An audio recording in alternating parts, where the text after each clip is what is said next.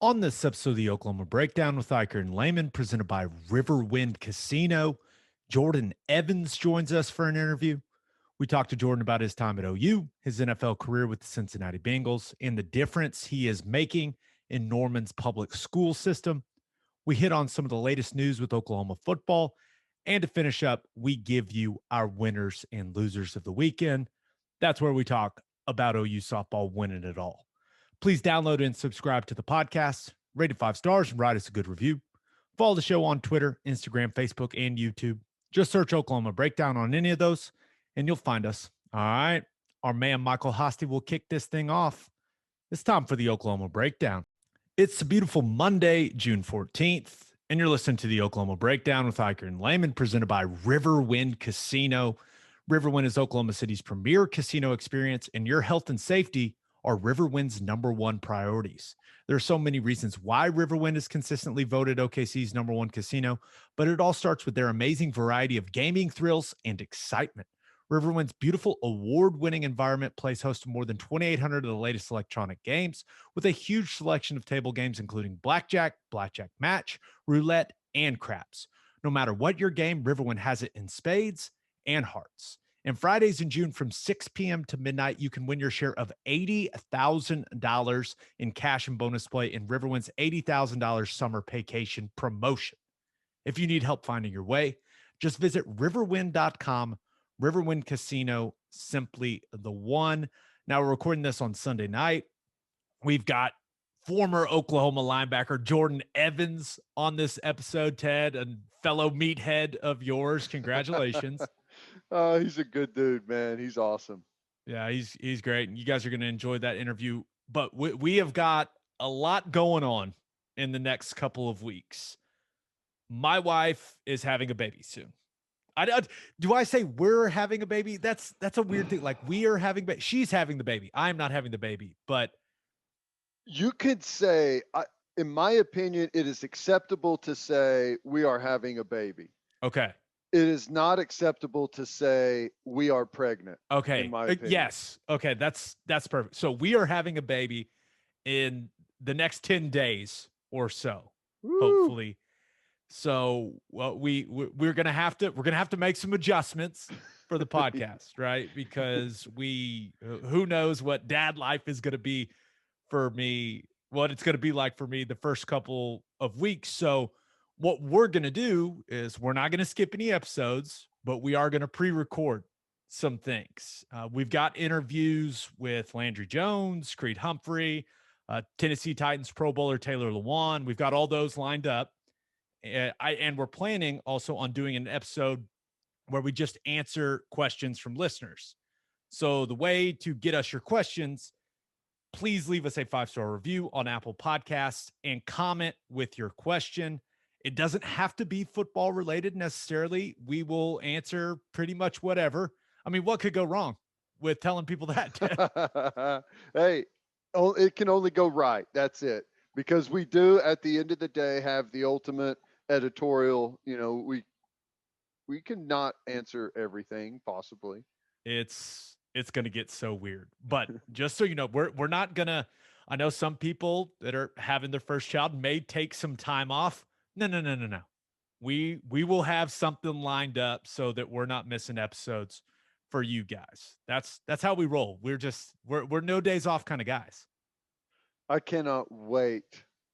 Let's see, three or 4 weeks in is whenever the sleep deprivation and it finally hits you. I think that's whenever you're gonna. I just can't wait to see you in that moment. You'll be fantastic. There's no doubts there, but there will be a rock bottom feeling at some point. Well, that's a perfect transition to our first OU topic. And I hate that we have to start with this because Isaiah Thomas is a great kid and just sounds like he made a big mistake, right, Ted? He was arrested early Sunday morning for driving under the influence, and that also came with a failure to appear to court for a petty larceny charge. So, of course, this happens at 2:08 in the morning which nothing good tends to happen. Oh, that's not true. When you're in college, some good things happen that late. But I, he's one of the last kids I would expect this from, man. Yeah. I mean, this was a guy that was arguably their best player on defense last year. He's a leader in the locker room. He's a veteran guy. I was shocked when I saw this. I don't know how, but I was like, out of all the guys, Isaiah Thomas would have been one of the last ones if I was listing off guys that I thought would get arrested off that football team. Just a really bad mistake, right? Yeah, it is. It's a bad mistake. The good thing is, at least as far as I know, um, nobody was hurt. He didn't have a crash or anything. So that is a good thing. The petty larceny deal, no idea what that is. It could have been a disagreement with the neighbor over something that he was charged, never showed. I don't know what that is, but you're right. He's one of the guys that you wouldn't think, like, there's always guys that over summer and whenever there's free time that the coaches, I'm sure, are worried about getting a phone call. And I wouldn't think Isaiah Thomas would be one of those guys that they'd be worried about. But I don't know.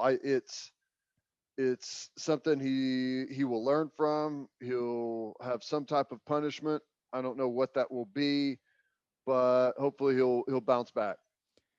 And of course, a DUI on your record that's a big deal, man. It's expensive, right? Yep. It's an expensive mistake.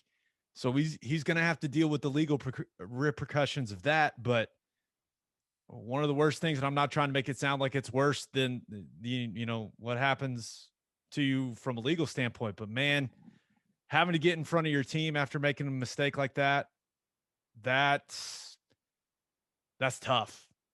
I can only imagine how tough that is going to be, because he may be viewed as the leader of this football team, especially on the defensive side. I know the quarterback is always viewed as a leader, but you talk about a veteran guy that plays the right way, that coaches always reference as doing everything the right way. That's not going to be fun because if when you're a leader like that, you got to get up, you got to apologize, you got to put it all out there. And that is not going to be fun. No, it's not. And for him, this is, I don't know him as well as the coaches around there and the players, obviously. So I've just watched him from a distance, and this doesn't really fit like his persona, and just doesn't really fit his what I've seen. But it's going to be on that review whenever you talk about going to the next level.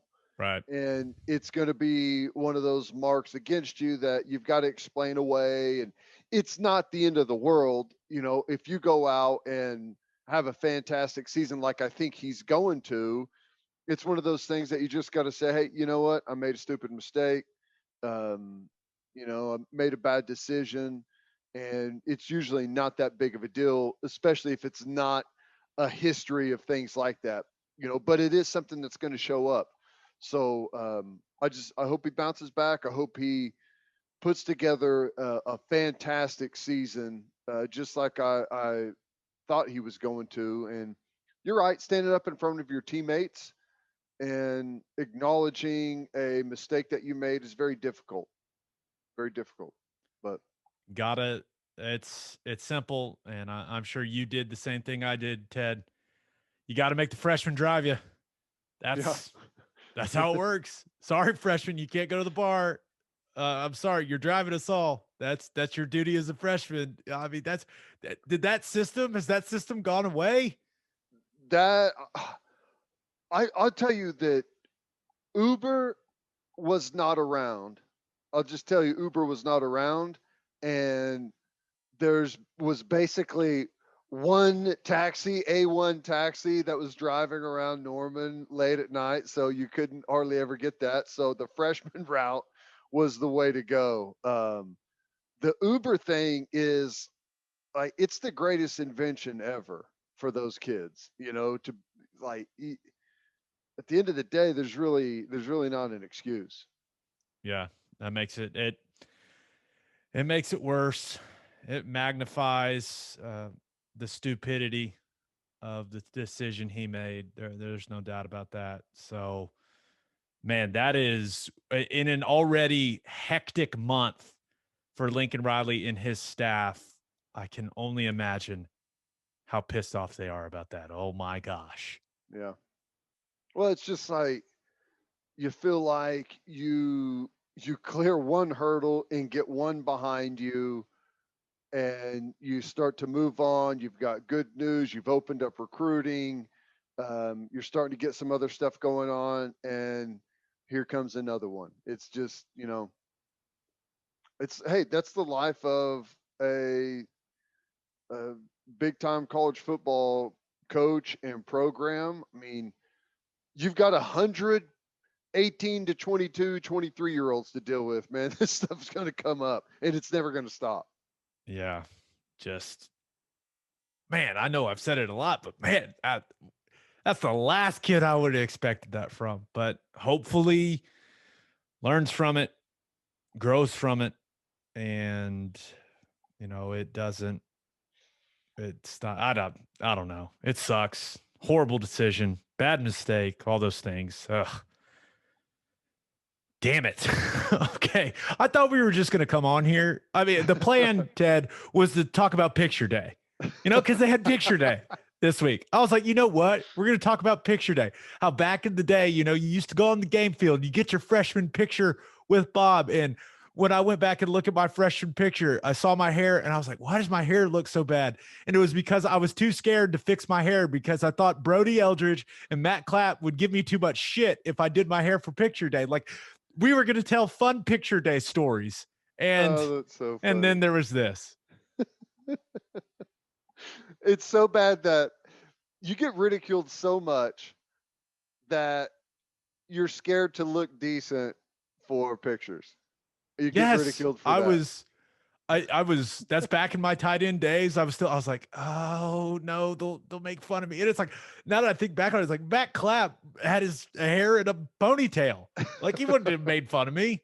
Guy had his nipples pierced. He probably was going to let me slide if I did my hair for picture day. Oh I remember my God. mom was like, why didn't you? My mom got pissed. Like, all the other tight ends told me, like, hey, don't smile. Do not smile. I was like, okay. So I'm scared. I'm not smiling. I look all serious. My hair looks awful. And then my mom sees the picture and she legitimately is like, what the hell were you thinking?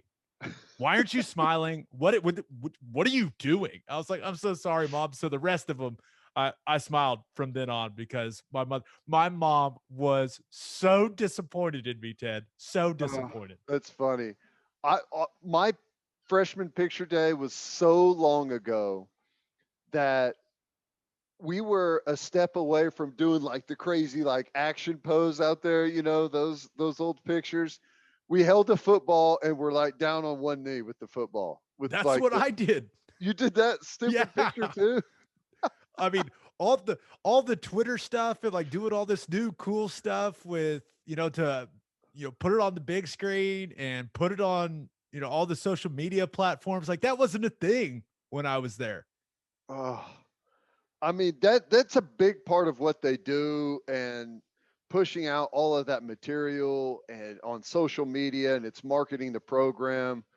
But God, it seems exhausting as a player, like trying to look like trying to look the part all of the time. Because a lot of times it's like pictures of guys like walking out to practice or getting ready for practice. I'm a mess on the way out to practice. Okay. I'm not like posing for pictures with like my gloves undone and got my wristbands and stuff. It's so weird to me. It's just like I'm trying to tape my wrists at the last second. Like, I'm trying to do. But yeah, you look at the stuff that was kind of coming out of this. You mentioned it. It's important for recruiting. right? They push it out on all the social media platforms. It's good for the kids, quote unquote, brand, right? So it has become a big deal. And I was just thinking back, like my number one goal of picture day was just not sweat my ass off. Like, because we did it outside. Now they get to do it there in the Switzer Center and have all these cool effects and everything. I was just trying not to get sunburnt going out there and taking the group picture. Try not to sweat and try not to do anything stupid that might stick out in the group photo, right? Just try and blend into the crowd somehow. Gosh. And then hopefully all the seniors don't cut you in the line whenever you went under the west side of the stadium. I assume they don't do that anymore. But that was always depressing. You're like two people from the front, and then five more seniors just come and swoop right in front of you. And just like, oh What's man. that? Or are you talking about for like individual pictures? Yeah. Do you remember that under the west side?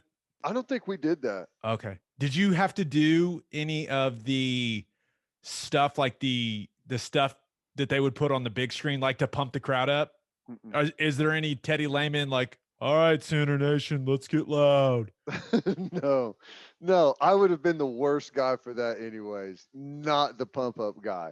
But no, we didn't have to do any of that. All we did was take the horrible kneeling picture with the football, take a position group picture, and then a group picture in the stands. And that was it. Yeah. Done. Yeah. But I think we did it right before like fan day or whatever it was, where we all went and signed Meet the Sooners. Meet the Sooners Day. Where all the guys show up with the deflated footballs and try to sell them on eBay. Yeah. Were you there before they made the rule where it was only kids? I was. Yes. Yeah, it was a lot. Backpacks full of blank footballs. So weird. I'll tell a story. When that rolls around, I'll tell a story about something Trent Williams did. I think I've told it on the radio before. It's pretty good. Okay, one last piece of OU football news. Stacey Wilkins has entered the transfer portal. Maybe the weirdest thing about this whole thing is that he posted it on Facebook before he posted it on Twitter. Yeah, like how old are you, Stacey Wilkins? What in the world? Went on Facebook before it went on Twitter or Instagram. I was stunned. But this is a guy. He's got talent. There's no doubt. But it's a good reminder. Talent isn't everything. I have always gotten the sense that he was a guy that carried himself as a starter, that thought he should be a starter, but in all reality, maybe wasn't willing to do what it took day in and day out to earn one of those jobs. I do think he's got a pretty high ceiling, and maybe a change of scenery is just what he needs to reach his potential. Maybe this will cause him to reevaluate his approach to the game a little bit and maybe invest the time that you have to invest to really become a good to great college football player. Like it doesn't just happen. You think he wants to be offensive line? Is that I mean, he's a tackle. Like I just don't I don't know where he's gonna go, but beating Bo is tough. Like he's not an easy man to play for. There's no doubt about it. But with how demanding Bill is, and then you kind of take a kid like Stacey Wilkins, who I've been told, thought very highly of himself. If a guy thinks he's playing at a certain level and the coach thinks he's not, that's where I think the disconnect is. But you wanted him for depth, there's no doubt, but the portal is what it is now. It could be frustrating. There's no doubt if you're a upperclassman, an older guy, and you're getting passed up on the depth chart by younger guys, it feels like you're never going to get to see the field. So, no, I understand if someone needs a change of scenery, and maybe that's what it takes. Go somewhere else, find the right system, find yourself as a starter. And I've seen, I think a lot of guys turn into a totally different player whenever they're a starter than whenever they're the pressure of trying to be perfect on fewer and fewer reps is really difficult for a guy just to cut it loose and let their athleticism go. When you're a starter and you don't feel like every single rep is going to get you cycled back to the third string or whatever, then you start to relax and play with confidence. Yeah, we'll see. Wish him the best of luck. We'll see how it goes for him. Okay, let's get to our interview with Jordan Evans. But First Fidelity Bank is a full-service financial institution based in Oklahoma with tailored solutions for all your personal and business needs. Checking accounts, saving accounts, home loans, and much more. They do it all. Whether it's online banking from your computer or mobile banking from your phone, everything is stress-free with FFB. Making mobile deposits, paying bills online, and moving money to different accounts could not be easier. First Fidelity Bank also provides free ATMs worldwide, making banking convenient wherever you are. They also give back to the community. FFB donates a total of more than $500,000 to local charities and educational foundations. Make your life easier and go bank at First Fidelity Bank. Visit ffb.com for more information. And make sure you send your kids to Bishop McGinnis Catholic High School. Bishop McGinnis Catholic High School has a long tradition of educational excellence. They know that children need to be in school and are doing everything possible to make that happen. Bishop McGinnis students were welcomed back last August and saw very few interruptions in 2020. With a 12-to-1 student to teacher ratio, no student is overlooked. Bishop McGinnis's college prep curriculum offers 22 AP courses. If you want to provide the best possible educational and spiritual development for your children, contact Bishop McGinnis Catholic High School or visit bmchs.org. Financial aid is available. All right, here he is. Here's Jordan Evans. It is our pleasure to be joined by an OU legend. He is headed into his 5th year in the National Football League with the Cincinnati Bengals, and he's making a difference in the Norman community. Jordan Evans is in the house. What's up, man? What's happening? How you doing? We are good. We are good. Now, there's a lot of places I want to start, but this is where I'm going to start to kind of set the tone for the entire interview.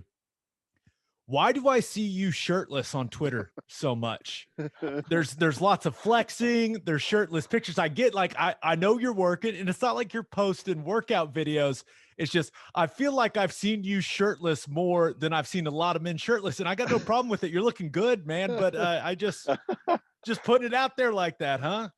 Man, listen, if you go back and look, it's not me posting it directly.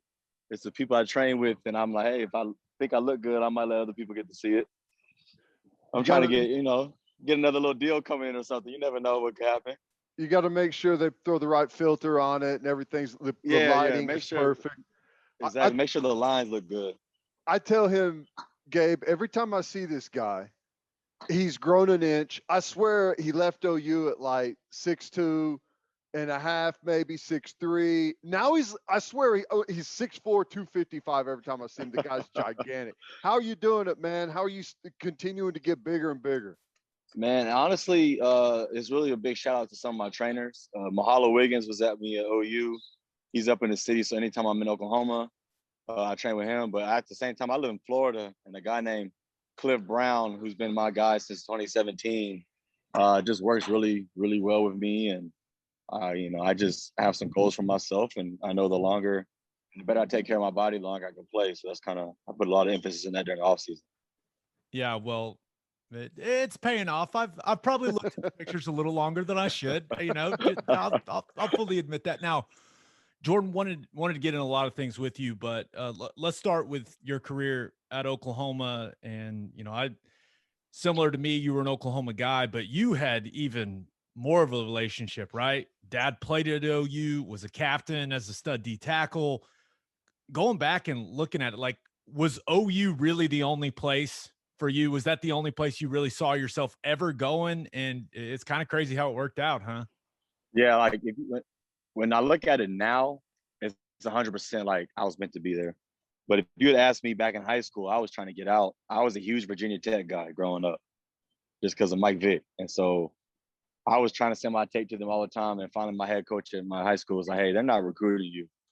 And, OU came and offered, and 3 days later I committed. But it definitely, like how my dad played there, growing up there, the connection I had there, and obviously how it turned out for me, it's a no-brainer deal that I was supposed to, and I was supposed to be there. It was, if I remember right, was OU kind of late as well? Very, Yeah, they very. were late in your recruiting as well, right? Yeah, they offered me literally right before my state championship game. It was at when they played OSU. It was at the OSU game, I think, when they won in overtime. So it was the last game of the season, regular season for them, and it was going to the state championship game for me. It was like late November, early December. I went to the game. I remember actually we just beat Owasso, going to the state championship. That next morning we're watching film. Wade Stanley, my head coach, asked me if I was going to go to the OU game, and I was like, nah, because I was done at this point. I was like, there's only one game left. OU's not offering me. I'm on my way to New Mexico probably or something. And I remember Stanley telling me, hey, you should go to the game today. And I was like, all right, I'll go. Next thing you know it, Coach Stoops came to the sideline. Hey, stick around after the game. We're offering you a full-ride scholarship. And I just was speechless. Like, wait, what? And, yeah, sure enough, went to the locker room after the game. He was like, yeah, we're offering for a scholarship. I was like, oh, wow. Went home to my mom and dad. 3 days later, I committed. I've always wondered for the Norman guys in particular, right? And you and I were teammates. You were a freshman when I was a senior. And I've always wondered for the Norman guys, is there added pressure being from there? You know, because I've played with Broyles, and it's like being from there, I always felt like, man, those guys must really want to play well, because if they don't, like, everyone they know was still around and they're all watching. Like, did you ever feel more pressure being from there? I don't know if I ever truly felt the pressure, because at the end of the day, like at Norman North, nobody went that far. So like I had no one to really set the standard. So when I got there, I was like, ain't nobody else did this yet. So I really didn't feel the pressure of like, oh, I have to do good. It was more the fact that I already knew I made a step to where nobody else at my high school personally has been to. But at the same time, when you do have a bad game, everybody knows, you know, you're in Norman. So everybody definitely can reach out to you and say stuff to you, whether from a high school, Twitter, Instagram. People had too much access to be able to say what they want to say. But I never really felt as much as that kind of pressure from it. If anything, more pressure was more because what my dad did there. And you know, he was a pretty good stud. So the pressure came from that, because I'm very competitive, especially when it came to what my father did. I kind of wanted to outdo him, but it was more of a sense of just making him proud. So whenever you look back, you have any just like the best moment? Sometimes it's a game, sometimes it can be a practice or an accomplishment. But whenever you look back, your time at Oklahoma, what do you cherish the most? Well, first off, I think both of y'all agree with this. Just that camaraderie that you develop with your teammates. My 4 years there, like there's guys, whether I was close to them or not, that when I see them, it's like you never miss a step because of how close you get in that locker room. So a lot of the memories I have with some of my close friends at OU are some of the things that I just cherish the most. And, you know, I hold on to that. Obviously, the games, the wins, the OU Texas atmosphere, the Sugar Bowl wins, winning Big 12 championships, those all have a huge spot in my heart. So I probably could write a book about the things that I cherish the most, but definitely just the time that I spent, whether it was on or off the field with my teammates. Yeah, I think that's kind of all of our favorite part about it. I mean, you remember, Right. you know, winning big games and all those things, but it really is those relationships that last a lifetime. I'll tell you the play that, because when I was talking to you about coming on the pod, I kept thinking about, okay, memorable things Jordan did. And did you think you were going to die on that interception return against West Virginia? That was entirely too far for you to run, man.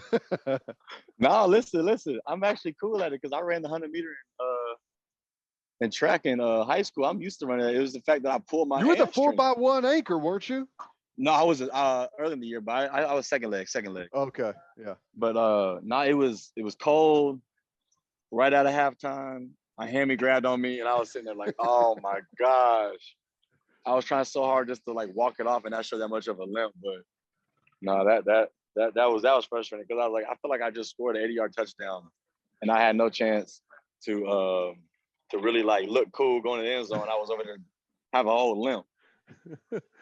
I feel like, so that was towards the end of the season.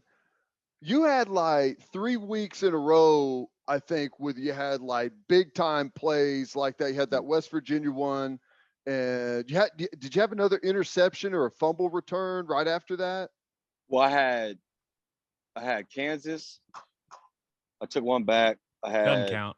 It's Kansas. it counts to Yeah, me. it always counts, man. Then I had Baylor. I had the 2 sacks, 2 picks that game. And then I had West Virginia. I had a pick and a forced fumble that game. So because that first half of the season I was kind of selling, and that Texas Tech game was like the most low in my life I've ever been. And so after that, I was like, I got to pick it up. Okay, so you have a great college career, right? I did want to. I did have one more OU question for you because a lot of the guys that played around the same time as you, right? Lincoln comes in as the offensive coordinator while you're still there. And we've talked to we've had some of the offensive guys that were on then and talked about, okay, like when did you know that, he was a special coordinator, kind of like a genius? Was that something that dawned on you quickly as a defensive guy? Because we always hear it from the offensive side. As a defensive guy going against that scheme, we were like, okay, this guy's pretty good. Yeah, there was 2 things with Lincoln. The first thing was that made me think Lincoln was for the team was I think he had just got there, and that's when that whole SAE incident happened. And we wore that all black and kind of marched, and it was early in the morning. And he was there, and he had just got there. I didn't even know his name like that, and he was right there in line with us walking. So when I first saw that, I was like, okay, he's in tune with his players. Then that first spring ball, I think offense was low-key, like it was like tearing us up. We were like, bro, what is going on? Like, and then obviously that junior year when we played Tennessee, that first half of that game, it was pretty stagnant by them, but that second half they kind of exploded, and you saw the potential that we had. And then from there, we never looked back. So Lincoln was special from that moment on. You got some. You've been watching the backers at OU now. There's some dudes playing now. Yeah. There's some guys that are playing really good. They've changed some things defensively, but the scheme is a little bit different. But there's some dudes flying around out there. No, I love to see that. I'm one of the biggest. Not gonna say one of the biggest. I support them so much because we've been there. You know what it's like, and the scrutiny that those players can face from the outside world looking in, especially guys that don't know anything about football. So I'm very supportive of them. I still talk to Asamoah. Caleb Kelly's still there. What's his name from Dallas? Just went blank. The other linebacker, 23. Oh, White. Deshaun White. I was about to say, Caleb Kelly was like a junior whenever you were a freshman, and he's still there. Yeah, he's old, man. He was a freshman my senior year, and he's still there. But I definitely tap in with them and always check up with them and see how they're doing. And, I pray all of them reach their goals of aspirations of making it to the league. And so I try to be there for any support that I can be. But, yeah, I definitely enjoy watching them play. Like, I get goosebumps whenever they make big plays because, linebackers, we got to stick together. Yeah, that is. I mean, you turn into a fan. Like even though you're still playing, like you just turn into a fan, and you're just hoping they succeed. Okay, let's get to your NFL stuff because it's been an interesting career so far for you, Jordan. You look at it, you end up getting drafted day 3 by Cincinnati, and you've kind of already done it all in your career from an individual standpoint, where you've been a starter. You've been a backup. You've been a core special teams guy. Like it seems like each and every year your role has changed there in Cincinnati. Like, has that been difficult for you? Or are you just one of these guys where it's like, hey, I'll get in where I fit in? Like, what has that been like for you? Because that's normally not how it goes for a lot of guys. Yeah. And honestly, if I'm being honest with you, it's been hard because at the end of the day, yes, I'll fit in where I can fit in because I'm trying to just be on the team and make the team. But, for me, I have very high expectations of what I can do. And obviously I want to be a starter and be out there making all the plays and this, that, and the third. So having that chance where I'm like, oh, I was a starter and I played a lot my first 2 years. I mean, I think my second year I played almost 50+% of snaps. And then my third year I only played like 7%. And then even going into the fourth year last year, I wasn't playing much, but then sometimes I'll get a start versus Jacksonville, make a couple big plays. The next week I don't play at all. So it's been up and down. And, obviously I've been consistently through all special teams. So it hasn't been the easiest process, but at the same time, I can't look too much on the negative because it's still a blessing that I'm even in the locker room. And, you know, Lord willing, I keep on staying patient, keep on working hard, that opportunity that I want for myself is going to come, and Lord willing, coming this year. So I'll tell you what's funny. This is my favorite Jordan Evans. I call this my favorite Jordan Evans play. But I was at your pro day, and when you were running your 40, I was sitting in the bleachers, like right there at where they come across the line. And I was sitting next to, and I don't know if he's still there, but he was a special teams coach at Cincinnati. Oh, Darren Simmons. Yeah. And he was sitting there in the bleachers. You run, we all time you, and we all look at our watches, and he goes, what'd you get? I said, what'd you get? He said, I don't want to tell you. I think I might be wrong. And I showed him, I had you at 440. And I think he had you at the exact same thing. And some other guys, I think, had you in like the high 4.3s. That was my favorite moment because, and he was sitting right there and I could see his eyes light up. That was a huge moment, man. So you made that impression right then on Cincinnati. That's funny because I had the official 4.5 flat, but I heard some teams got me at a sub 4.4. So just know from now on, I'm gonna be like, yeah, I think I ran a sub 4.4, 4.3 high on my pro day. Hey, only as long as one person has it on the watch. Exactly. That's all that matters. Exactly. But no, he actually, when I came in for a visit, so Darren Simmons is still there. Real close with him. I respect him very much as a coach. He's a great coach. But when I went there my rookie year for a visit, he told me, like, he's like, I had you at an extremely fast 40 time, and we watched my film because he's like, I don't know if I see it here. And I was like, oh crap! Like it was a brutal kind of meeting, but at least he's honest, and that's kind of why I respect him so much. So, with your you talked about how it's been difficult for you with kind of the changing role. You throw a coaching change in the middle of all that, right? You go from Marvin Lewis to now you've got Zach Taylor. What has that been like for you and for the other guys in that locker room that have been with you this entire time? Yeah, no, it's definitely different. I mean, when coaches change, a scheme change, the agenda changes, players change. So I think that's the biggest thing, that when people who aren't in the locker room, like you guys, that don't understand, is being a professional, that comes with that kind of stuff. So just that has also, like you said, I've kind of been through it all when it comes on the field, but also from the coaching staff and organization aspect. So I feel like my maturation as a player, as a pro, is a lot farther along than it could have been, which I'm happy for. And that's why I think each and every year, whenever something is thrown at me, I'm fully prepared for it.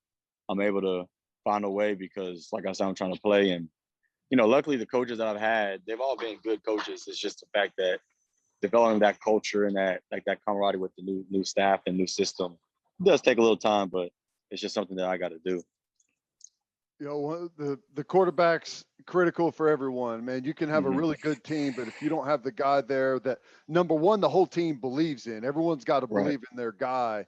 But that guy also has to be able to get it done. And they go out to get Joe Burrow, had that amazing senior year at LSU, and did some really good things his rookie year before that ACL. He was getting destroyed, but it looked from the outside looking in, it looked like he earned a lot of people's respect by sitting in there, taking those shots, and, sitting in the pocket day after day. It just felt, and it may be the same, may be different, but it felt like everyone on the team they looked at this guy, was like, okay, I can roll with this a little bit.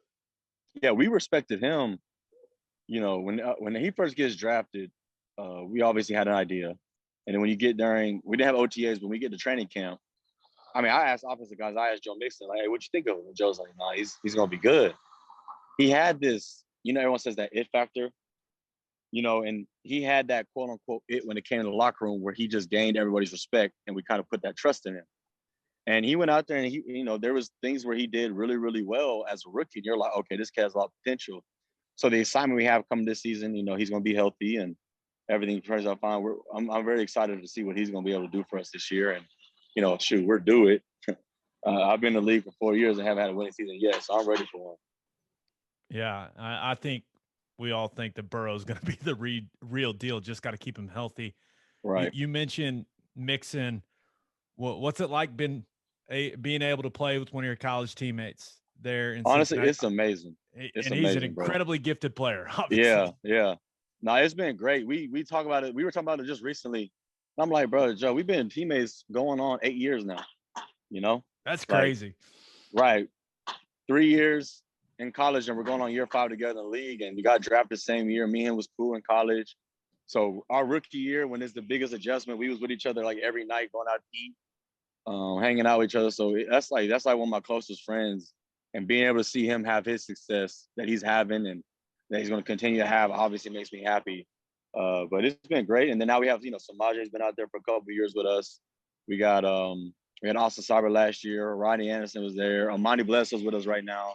So we have a pretty good little OU knit, and we make sure the other guys in the locker room hear about OU. Well, and your head coach is from Norman, which is right. really weird. I mean, I know he's not an OU guy, but that's kind of a unique thing that your head coach is from your town and kind of knows your area where you grew up and everything. That's right. Not most guys don't have that type of connection when it's a smaller town like Norman. Exactly, and that was a very unique thing. I was, anybody from Norman, just because I'm from there, I'm always excited to see them succeed. So seeing Zach go through what he went through as Nebraska, then all these GAs, and then he's with the Rams, and we brought him over as a head coaching job for the Bengals. I was just excited for him just to see a guy from Norman be able to do what he's doing. And obviously, it makes me happy there's somebody close from home. So hopefully they can understand myself better. And we have a pretty good relationship. And I'm just hoping that we come out and win and he continues to have a lot of success.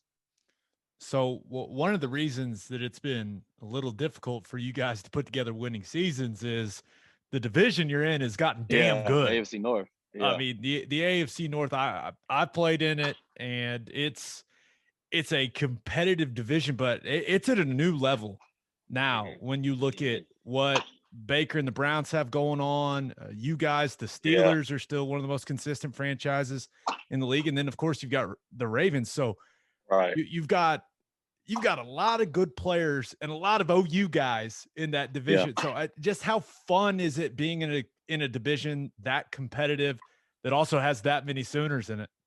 No, it's so fun. And I also think it's funny because OU in the Big 12, we get knocked for our physicality. We get knocked for our defense. But look how many AFC North players, which is one of the most physical divisions football, has a whole bunch of OU guys. So, but it's also fun because each and every week it's like a reunion, We go to Cleveland, obviously Baker's there. Baltimore has like 5 of us. We have a lot. The Steelers don't really have any, if I'm not mistaken. But it's just cool because at the same time, I played with those guys, so I obviously support them and root for them when they're not playing us. But it's cool seeing like Orlando, now he's with the Chiefs, getting his opportunities, seeing what Mark Andrews been doing, Hollywood, Ben Powers, all that stuff. So it's just, we have our own little knit group of people when it comes from coming to OU and supporting each other. So seeing people do that at the highest level is definitely fun. And I already told a lot of those guys I'm gonna need their jerseys here real soon. You got your hooks in Baker yet out there on the field? I got a feeling he talks a tremendous amount of shit to the guys that he used to play with. He hasn't with us. I remember my second year when I was playing more. First snap of the game, he looked at me, gave me a little wink, and I just started laughing.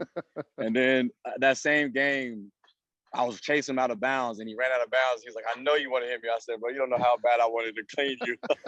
So if I ever get an opportunity, trust me, I am. But he's a great player. He's not going to take that, and they got a good thing going for him. But be careful, it might cost you $25K if you don't do it. It might be worth it. It might be worth it. I ain't never got to hit Baker. He always wore a blue jersey at OU. Have that FedEx in your locker, bro. You don't want those problems. I don't want that. That's true. They fine you for such. I got fined last year for socks for $7,000. Oh, God. It's like it's ridiculous how much they fine you for little things. Just makes your stomach hurt. How's the off season? How's it going right now? OTAs. I'm sure mini camp right around the corner. How's that been? It's been good. Like I said, I was in Florida training. We ended up deciding as a team to come back May 24th. Been out there the past 3-4 weeks. Just a lot of install walkthroughs, making sure we're on our P's and Q's. Like we said, we're doing this now just to set us up for what's going to come in training camp. We got mandatory mini camp coming up, and I head back to Florida. Just get back on my training, so I come back in the best shape and ready to go play these 17 games this year. So I feel like last year, guys that take care of themselves and have the right approach last year was probably fine. You had more time off, but you got to work on your body and do the things that you want. But, you know, this still to be in the football building and everything. What's it like? Looking back last year, was that a good thing, a bad thing? And are you happy to be back? Do you feel like you could do it on your own? Kind of, what are those feelings? Personally, I feel like I loved it how it was last year. I love because the amount of training that I was able to do, it was definitely in my benefit. I think overall for the NFL it was because there was like 20% less season-ending injuries last year compared to the years before. But for me, that's what I was talking about earlier about being a pro. If you're not coming to training camp in shape, that's your fault because you're a pro. That's your job at this point to be able to do that. And, you know what happens if you're not in shape, you don't play well, you get cut. That's just part of what it is. But at the same time, being around the team, doing the stuff, that we're still football players. We love playing with each other. We love being in the locker room with each other. So either side, for me, I was going to take full advantage of it. Last year, I took full advantage of the amount of time I had training. This year, I'm going to take full advantage of when I'm being in the locker room, studying the film, studying the playbook. But, you know, either way, for me, I'm going to be all right. But I definitely did like that extended off season for sure. Yeah, it allowed him to post more shirtless pictures. I don't know if y'all saw that transformation, man. I went from Look 250 good, dude. I'm telling you. to 230. I was trying to get right. You look good. I won't Look even good lie, at 250. Dude. I can't imagine 230. That's crazy. Yeah. Okay. Well, one thing I definitely wanted to give you the opportunity to talk about is what you're doing with the administration there with Norman Public Schools, right? You've helped create a new class called Ethnic Studies. Sounds like it'll be available to students in that school system. Just walk us through this entire thing. How did this all come together? Yeah, so last year I was in Florida, and it was just during, last year was kind of a crazy year with the COVID, but also was just some racial injustice issues. And I've had this kind of thought on my mind about this course or about adding certain things to our history books or to our history classes. And finally, I just called some people up at the Norman Public Schools Administration. My mom works at the office, so she was able to get in contact with people as well. Had a meeting, talked it out. A year goes by, and the curriculum was made. And like I said, it's an introduction to ethnic studies. So it's really just studying everybody's cultures, especially, in Oklahoma, so that we can understand people's backgrounds. And so it creates a better environment. So, you guys know, being in a locker room, you guys are put in a locker room with a whole bunch of people from different backgrounds. But sports is a way that we mesh with everybody because you guys understand each other because y'all get to know each other because we're in each other's locker room. We'll transition that to learning each other's culture through studies. And hopes it makes our community in a better place. So, yeah, this is an ethnic class that's going to teach kids about other cultures different from their own, and just in hopes it makes the community better. Yeah, that's really cool. Yep, that's cool. You're right, dude. You come into, like, for me, I was from a small town, and I went to kindergarten with the same guys I graduated high school with, and I went to college and walk into the locker room, and it's like, wow, there's people from all over the country, different cultures, different backgrounds, and you're kind of not. I don't mean to say forced into that, but you're thrown in there. And it's great to learn. So people that don't ever have that opportunity never get to experience that. So yeah, let's throw it out there. I love it. Yeah, exactly. And I just, it's offered from 10th to 12th graders at Norman North and Norman High right now.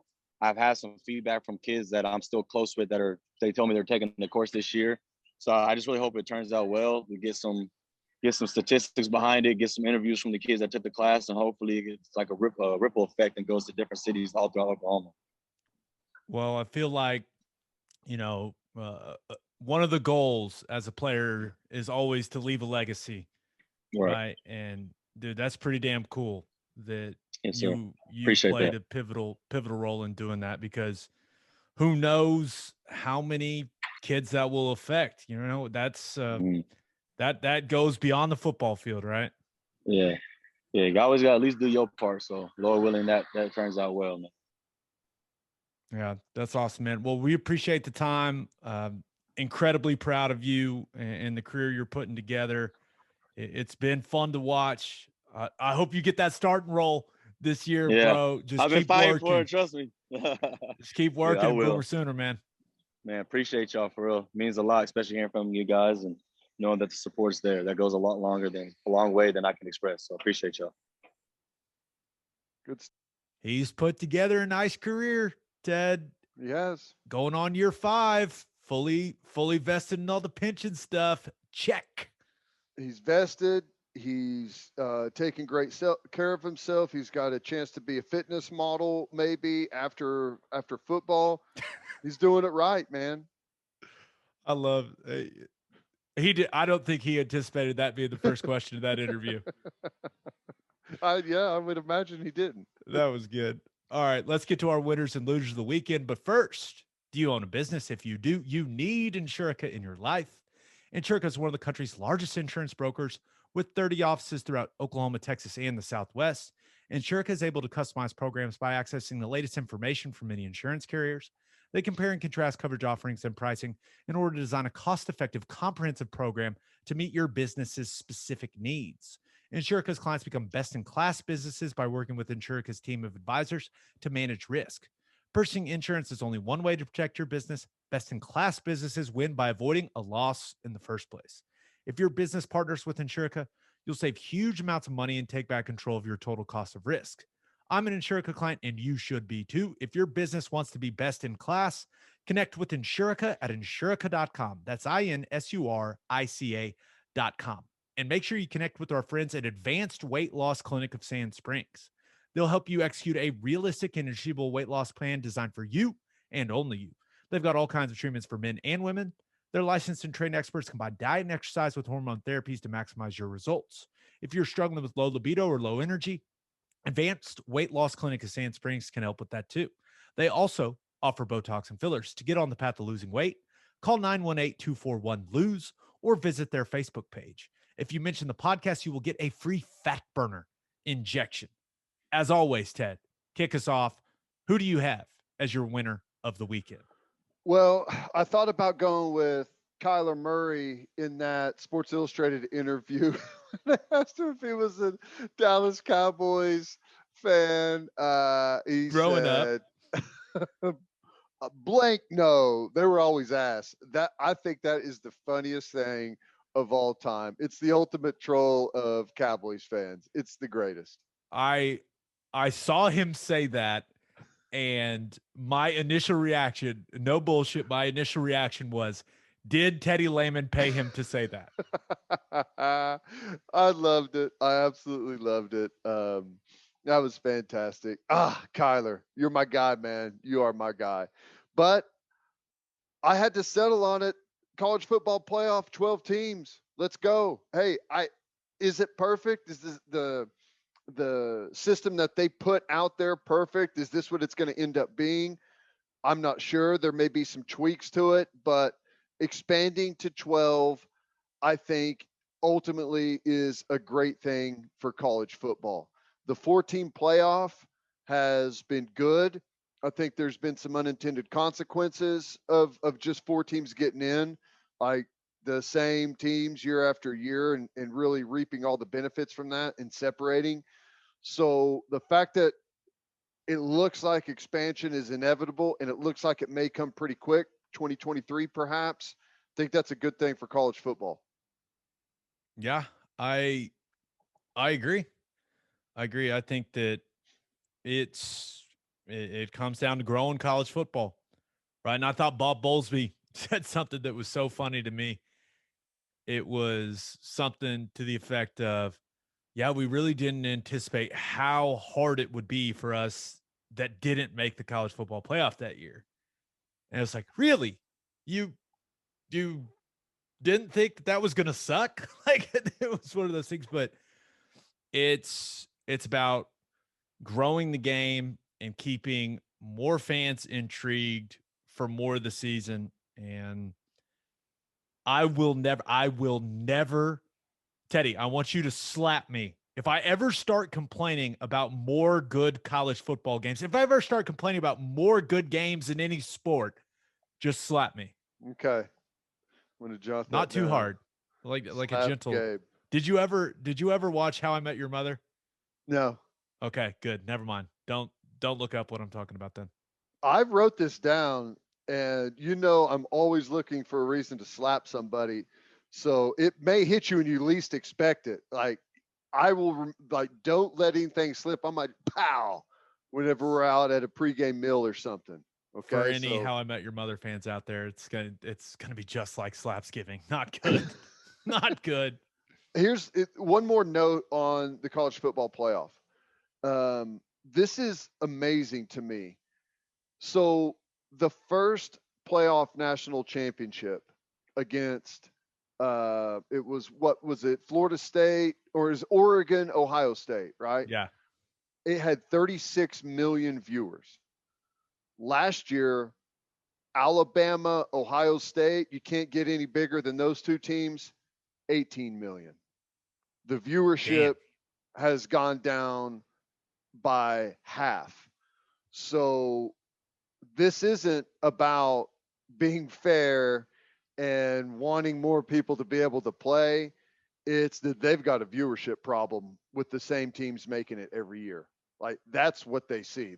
There is definitely a viewer problem there. So I thought that number was shocking.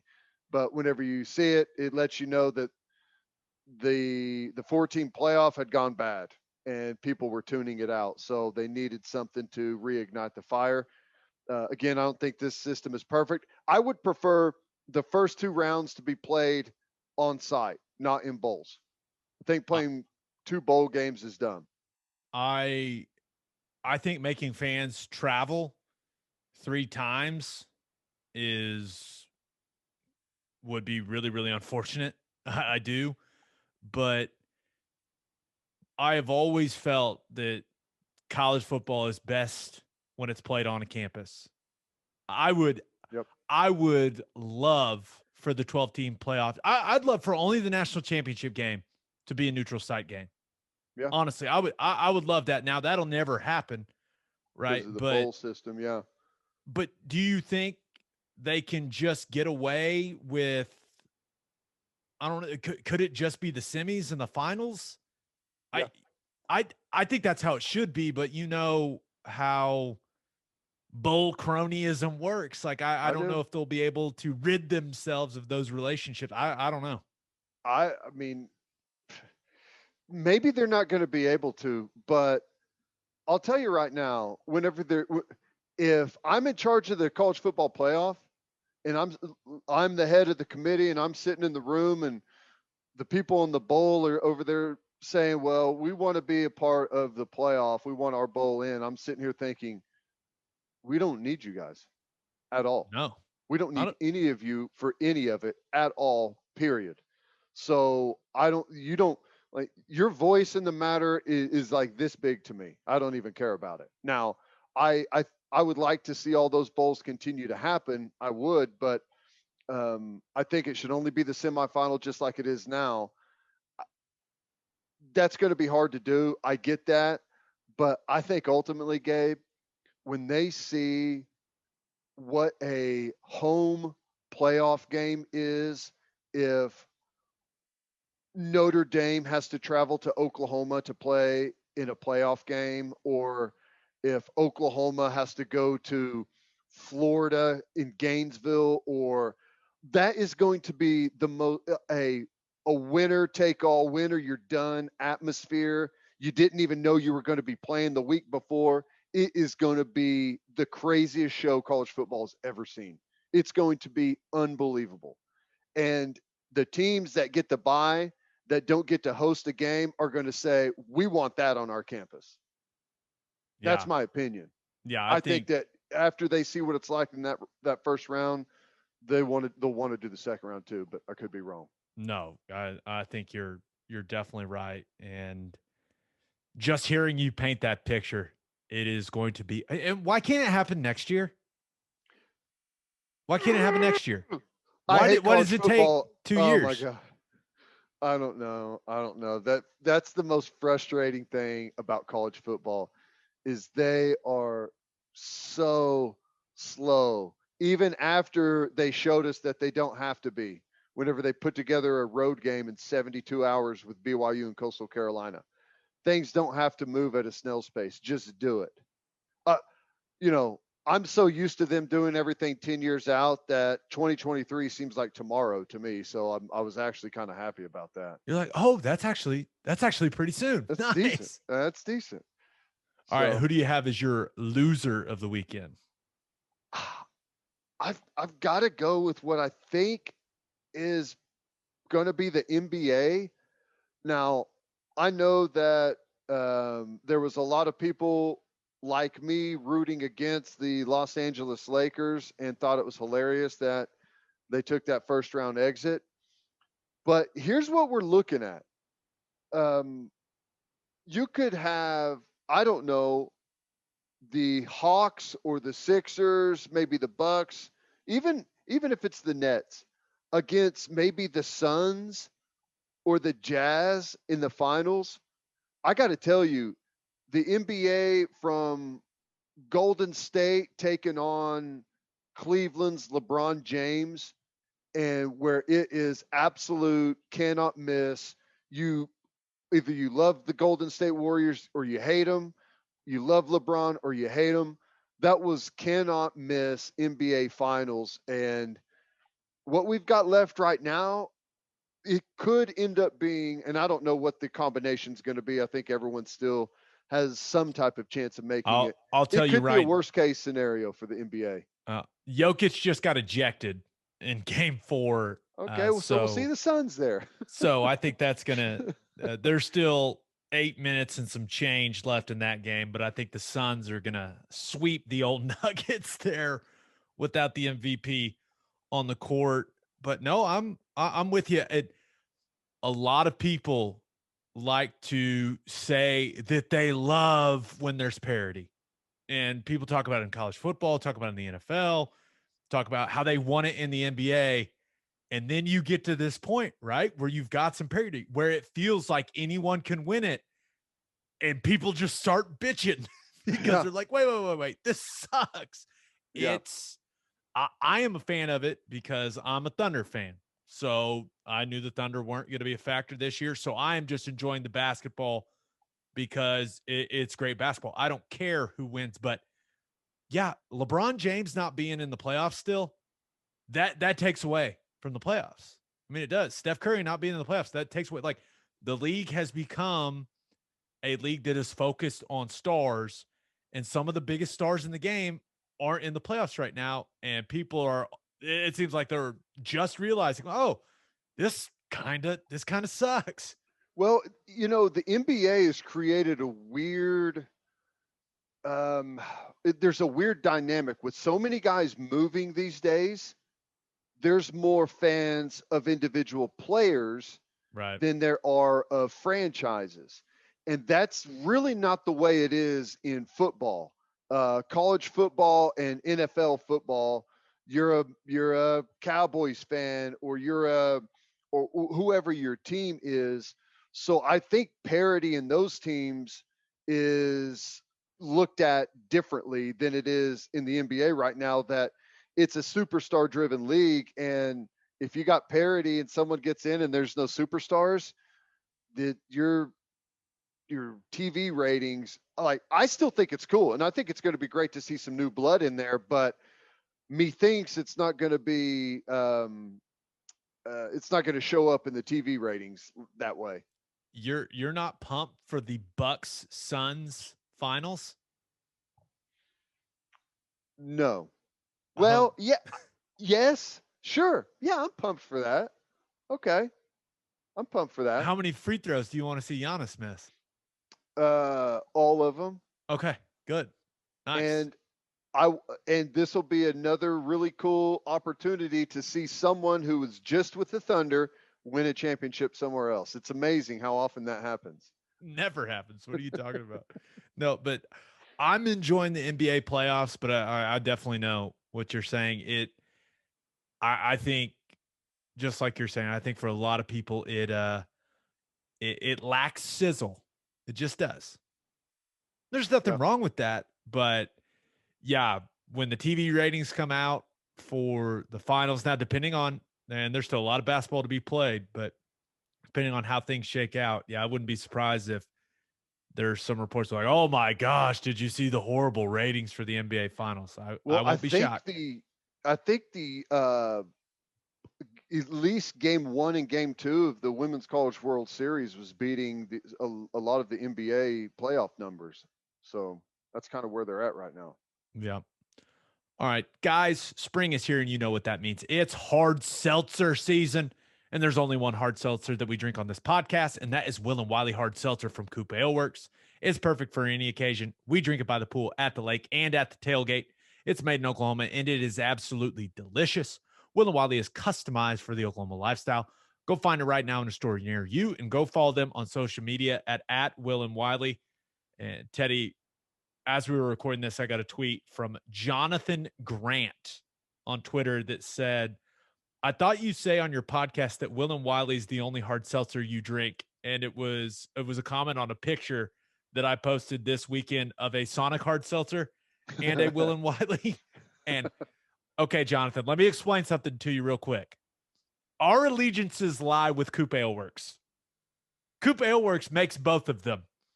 So I could drink them as I please, Jonathan. Leave me alone.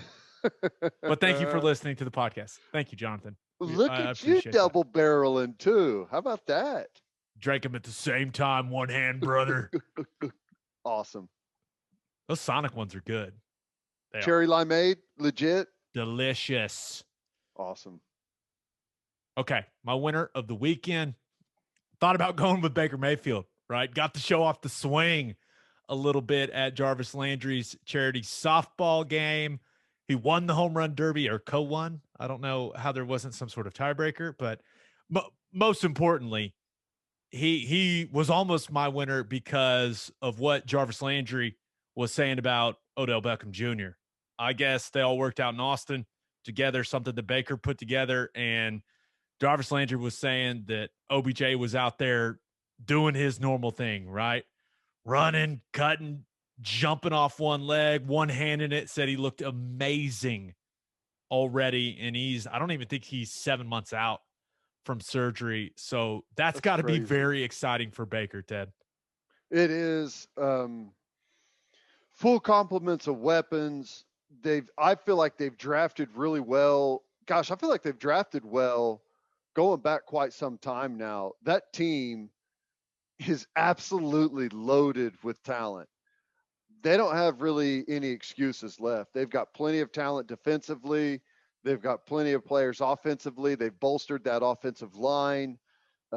If he gets all of his guys back, they're healthy, they could make a serious run next year. Yeah, and they've got high expectations. So we'll see. But I also thought about going with the Milwaukee Bucks. They even up the series at 2 games apiece with the Brooklyn Nets, but I want to give the Bucks credit, Ted. I do, but I just don't know how much credit to give them. James Harden is hurt, and now Kyrie Irving rolled the absolute shit out of his ankle and never came back. And the Nets weren't What about the same. Blake Griffin?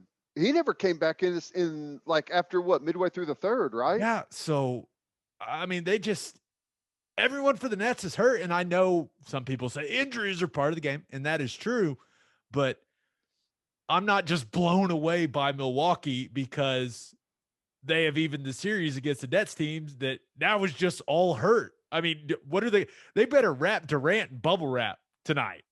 I know. That's pretty crazy that they've been hit like that. I don't know what the status is moving forward. Maybe they didn't bring Blake Griffin back in because they saw the game had already slipped away and just didn't want to. After Kyrie got hurt, it's like, hey, let's not throw anyone else out there. But I don't know what his status is going to be. But you're right. I mean, that ankle was like his foot was upside down. He rolled it so hard. So never good when the outside ankle bone bounces off the court. Oh, just brutal, man. Just brutal. Those guys, you just land on a foot, man. You never know. You've done everything right. You've taken care of your body. You land on someone's foot, grabbing a rebound, and it's over. I've done that before, and it was terrible. Yeah, so, and it was Giannis's foot. That's a big foot. Yeah. His foot goes all the way across the lane. It's hard to miss. Yeah, Giannis had 34, played pretty well. Still not impressed. Nets are hurt. I didn't think I'd feel this way, but like I'm upset that they're so banged up. I wanted I to know. watch it. Like we've talked about how much fun it is to watch them play, and now they're all hurt, and I don't get to see it. I don't know, a week or so ago, before Harden's hamstring, I declared the NBA playoffs a farce, that the Nets were just going to cruise through and destroy everyone. Remember Here when we they are. were up 2-0 on the Bucks, and everyone was like, "The Bucks suck. They got to blow it up. They got to do something different." Like that was only a couple days ago. Now it's 2-2 and Kyrie's out. I don't know, and that looked bad. Oh, that looked so painful. But okay, my winner of the weekend. We haven't gotten to talk about it, Ted. The Oklahoma Sooners softball team, my winner of the weekend. They are the 2021 softball national champions. They beat Florida State 5-1 in what I would describe as a game that lacked drama. Yeah. And I got to be there in person, got to sit next to Patty Gasso's husband the entire game. It was Nice. Sat next to all those alumni, several of the girls that played softball when I was in college. It was rowdy and it was fun. Jocelyn Allo got the party started there with the bomb in the first, and then Jada Coleman, man, that's a talented freshman. She goes yard and then drives in 2 more runs, and what was nearly another homer but this game will probably be remembered as the G Juarez game, right? Mm-hmm. First time in her career that she went complete games on back-to-back days. It was, and the crazy thing, I was talking to some of the players about it, and Patty Gasso benched her leading up to the Women's College World Series. Yep. I mean, benched her, told her, hey, you got to figure it out. We need you to be you. Let her take some time for herself. And man, did she respond, Ted, because she goes 5-0 in the Women's College World Series and throws an absolute gem in game 3 where, let's be real, Florida State only scores a run because of the damn sun, right? That's right. So, it was so weird. They scored that a hit and an earned run, which was so weird to me. I thought she should have just had one hit. The first batter of the day ripped a double to right center, and after that, she was absolute nails. And here's another thing that I thought was interesting. She's usually pretty reserved, pretty out there in the circle. She's kind of a laid back personality, I would say, understated. But those last 2 games, game 2 and game 3, she had some fire behind her, and she had her best stuff going out there. She was amazing. She was fantastic to watch. That was awesome. Yeah, for a player that didn't have a great season, especially by her standards, right, and had trouble coming back off that biceps tendon surgery, and man, that is one of the more clutch performances that I can remember in OU history. I mean, she was spectacular, and as a result, Patty Gasso gets her 5th title as a head coach there in Norman. And maybe that whole situation with G Juarez speaks to the brilliance of Patty Gasso, and it's a good reminder that coaches know their teams and their players better than other people. For her to do that with G Juarez, and for G Juarez to respond like that, that's the highest level of coaching, right? Knowing your players that intimately, knowing that she would respond in the way she did, or just challenge her in general, knowing you can challenge her that way. That, I mean, she's arguably the greatest ever at this. Yep. And I heard that story from a couple different people. I was like, wow, that speaks to just how great she is as a coach. Well, it's amazing to know the team that well and to know the player that well, and to be able that late in the game to go to that type of move to motivate someone. But on the other hand, it also shows how talented this team is, that she would do that when she did it, and be like, Right. we are good enough offensively and defensively that I can make some moves at pitcher and I still think we're going to be okay. Right now, we need these our best girls down the stretch, but right now I can go into my bag of tricks to start getting some of their best play out. Yeah. Hey, we're going to win this with you or without you, but I think we want you. I think we're going to need you. So figure it out. But so that team, they set a ridiculous amount of NCAA records this season. But maybe the most impressive thing is how they responded after losing that first game in the Women's College World Series to JMU. They take the long route and win the national championship. And they had their national championship celebration there in Norman on Saturday night. And one thing was made very, very, very clear, Ted, and that is the fact that Patty Gasso wants a new stadium. She wants it. And I know it's a lot of money, but I got a feeling that thing's getting done after what we just watched. Yeah. Yeah, that was awesome. She deserves it. They deserve it. It's awesome to watch, man. Proud of them. Proud of what that program has become. Proud of what college softball has become. And Oklahoma's showing that. Yeah, there was a time whenever whoever had the best pitcher won it. And the pitcher would go out there and just rip it all day long. No one could hit him, and off you go. Oklahoma has changed that. They are a team that is so good offensively and so good defensively. They've got a bunch of different ways that they can beat you. They can beat you with great pitching, as we saw with G. Juarez. They can beat you with great offense whenever you have an unbelievable pitcher. You look at the group of pitchers they went through in the tournament. It's amazing, and they put up runs all along the way. They're just fantastic. I hope they do get that new stadium. If I had the money, I'd build it myself. Patty's Palace coming soon. No doubt about Love it.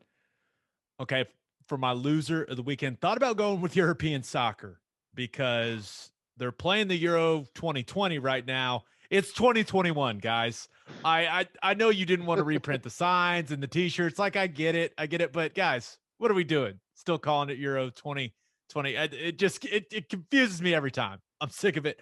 But also, dude, that guy from Denmark, Yeah. in their game against Finland, that was so damn scary. I mean, Christian Eriksen, if you haven't seen it, I don't recommend watching it. I just happened to be watching the game, and I mean, the guy had a heart attack during the game on the field. And they brought him back to life, Teddy. It's crazy. It was crazy. Yeah. Defibrillator, they go out there, they bring him back. The head trainer for them said that he was dead out there on the field, and they resuscitated him. I'm not going to say that this is common, but guys collapsing and dying of heart failure, heart attack issues in soccer is something that happens way more than you would expect. Through all different levels. I guess it's just because it's such a cardiovascular game. It exposes heart issues, maybe. I don't know. But you could tell that they were prepared for something like that to happen. They acted quickly, had the defibrillator out there. That's why it's incredibly important. Anytime you're around anything that has to do with physical activity, you've got to have one of those, and saved a life. That was awesome. Yeah. It was so scary. I was like, what in the world? And for them to finish the game, that also, I know some people were giving him a hard time for it, but it sounds like the players, they asked him if they wanted to play, and they said, yeah, sure, he'd want us to play. And I guess they talked to him. I don't know, but oh boy, you watch your teammate die and get brought back to life on the field, and then you go out there and play. I was at a Detroit Red Wings game one time, and I can't remember who they were playing, but in the middle of the game, second period or something, normal game action, and then all the Red Wing players from their bench, like they jump out and they're like scattering across the ice. They're flying all over the place. Someone like goes and grabs like a defibrillator, but I didn't know what they were doing at all. You couldn't tell. It just looked like mass chaos. Someone like came off the ice and collapsed into the bench and had a heart attack, heart failure, and they saved him right there. I can't remember who it was. It's been so long ago, but the game was over, canceled, done right there. It was crazy. Yeah. That's intense. Yeah, very. If there was anyone that I think would keep playing after that, it's hockey guys. Those dudes are insane. Yeah. Yes, they are. But it was weird. And they just came on and said the game's canceled. So it was nuts. Like, all right then. Okay. I also thought about going with Leon Edwards, right? Because he wins the fight against Nate Diaz, but it somehow feels like he lost, and Diaz probably should have knocked him out. It had him, and instead of finishing him off, he just started pointing at him and taunting him. It was so weird, but it was very Nate Diaz. But that's got to be tough for Leon Edwards, because he did win the fight, but all anyone is talking about coming out of that thing is Nate Diaz. That's it. No one is talking about him actually winning. I'm pretty confident in saying if you fight Nate Diaz, you do not win. I don't care what the scorecard says. I don't care whose hand they raise after it. You never win, because he's going to stand there in the middle of the ring with you and just throw. You may somehow be declared winner, but it's going to take its toll. Nate Diaz is the people's champion. There's no doubt. But my loser of the weekend, Texas football. Arch Manning was in Austin for an unofficial visit and participated in Texas's elite camp this weekend. And that's a big deal for Texas, right? That kid is obviously Eli and Peyton's nephew. He's the number one quarterback in the class of 2023. There really shouldn't be anything negative that could come of it, right? Well, wrong. There was even a clip of him like throwing a 70-yard bomb during the camp that was going around. I was like, oh my gosh, like this kid can really rip it. But in true Texas fashion, Texas had him take some pictures in front of a bunch of trophies, and the internet, Ted, is undefeated. A lot of people were quick to point out that none of those trophies were from football. That it just ended up in people roasting Texas in this entire ordeal. And some of the best stuff I saw where people were saying that the football team was stealing valor from the swimming and diving team by using their trophies in their pictures. I could not stop laughing, dude. Stolen valor from the swimmers and divers from Texas football. I love it. Who would have thought Arch Manning was going to go to a diving school? But here we are. Wow. That's great. Which I'll tell you one thing, though. It's almost a little frustrating. And, hey, I totally trust Lincoln Riley. But Arch Manning is going everywhere except for Oklahoma. Yeah, what? Clemson, Texas, Bama. I saw Ohio State. Yeah. What Notre what's the deal Dame there? I don't know. Everyone. USC, Stanford, all of the big schools, no Oklahoma. My guess is that Oklahoma's already got the 23. They've made their pick with Malachi Nelson, I guess. Yeah, pick their guy. It still seems interesting, strange. I don't know that Oklahoma's not on that list anywhere. No. Well, hopefully he doesn't go to Texas, because I'm not going to lie. Some of these clips. Did you see the ball flip thing he did at the Clemson camp? Yeah, the the kid's got it. When the kid's doing that subconsciously, he's got it. So yeah, let's Arch, take your happy ass to Bama or Ohio State. He looks good. I'll tell you though, and I'm not saying that if you can get a player like that, you do it. There's no ifs, ands, or buts about it. But there's going to be a clown show wherever he goes, like following him around. You know what I'm saying? Like whenever he comes on campus, you're bringing a whole lot of, you know, attention, media attention, negative attention, positive attention. If you don't win it all, it's your fault because how could you not with Arch Manning? It seems like there's going to be a massive distraction wherever he goes. But he looks like he's going to be legit. Yeah, I just looked it up real quick. Malachi Nelson committed to Oklahoma. He is the number 2 quarterback in the 2023 class behind Arch Manning. So he's supposed to make his like final like whatever in July, I think, isn't it? Oh, yeah. I don't know. It just says it's got the OU symbol with 100% next to it. I'm looking at the 24/7 Sports composite. So yeah, I took that to mean he's going to OU. So we'll see. But yeah, hey Arch, don't go to Texas. Don't do it, please. Hey, I don't think. Well, maybe it does change things, but I'd like to see the profile of that game grow. I'm not scared of. Yeah, you're right. Go to Texas. Let's see. Let's get weird. Yeah, let's get weird. We need Texas to be better. God, can you imagine the SEC Manning family having to talk up the Big 12? Wow, how about that? That'd be good for the conference. Yep, I'm all for it. And on that note, episode 120 in the books. We'll have a new podcast that'll drop Thursday morning. Just a reminder, you can hear Teddy from 2 to 6 on Sports Talk 1400. You can hear me on Sirius XM Big 12 Radio, channel 375. Hope you all have a great week. Until next time, we appreciate you all for listening. And do what you always do, Oklahoma.